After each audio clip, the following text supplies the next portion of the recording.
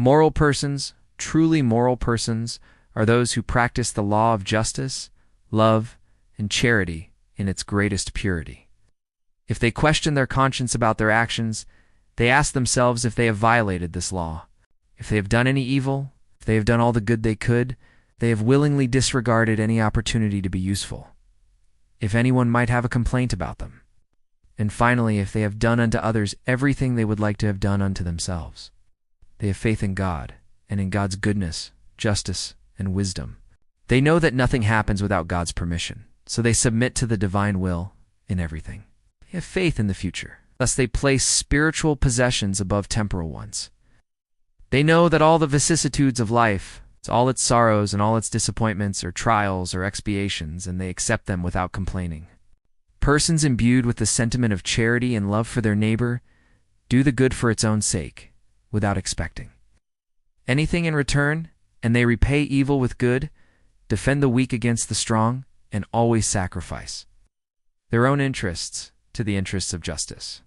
They find their satisfaction in the benefits they spread around, the service they render, the happiness they promote, the tears they dry, and the consolation they provide to the afflicted. Their first impulse is to think of others before thinking of themselves, and to attend to the interests of others before their own. The selfish, on the other hand, calculate the profits and losses entailed in every generous act.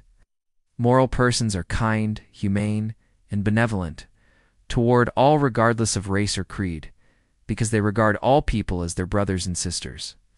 They respect all sincere convictions that others might hold to, and they do not anathematize those who do not think like they do. In all circumstances, charity is their guide.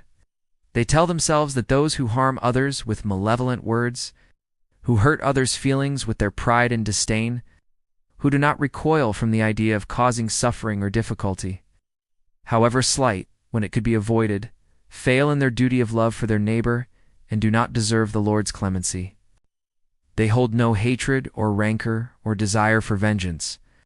Following Jesus' example, they forgive and forget offenses, and remember only good deeds, because they know that they will be forgiven according to how they themselves have forgiven.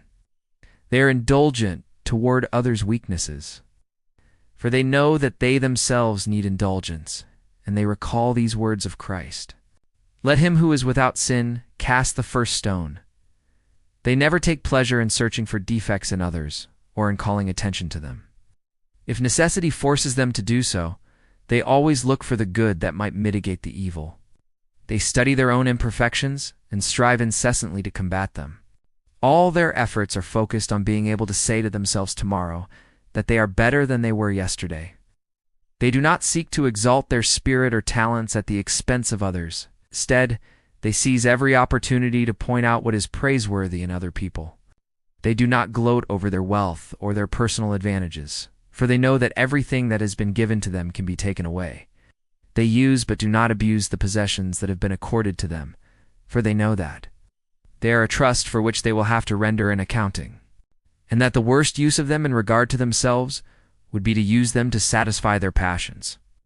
If the social order has placed others under their tutelage, they treat them with kindness and benevolence, because they are their equals before God. They use their authority to lift their morale and not to squash them with their pride. They avoid anything that could render their subordinates' position more painful. Those who are subordinate, on the other hand, understand the duties of their position and are scrupulous in consciously fulfilling them. Finally, moral persons respect in their fellow beings all the rights arising from the laws of nature. In the same way they wish their own to be respected. This is not a list of all the qualities that define moral persons, but whoever makes an effort to possess them is on the road that leads to all the others.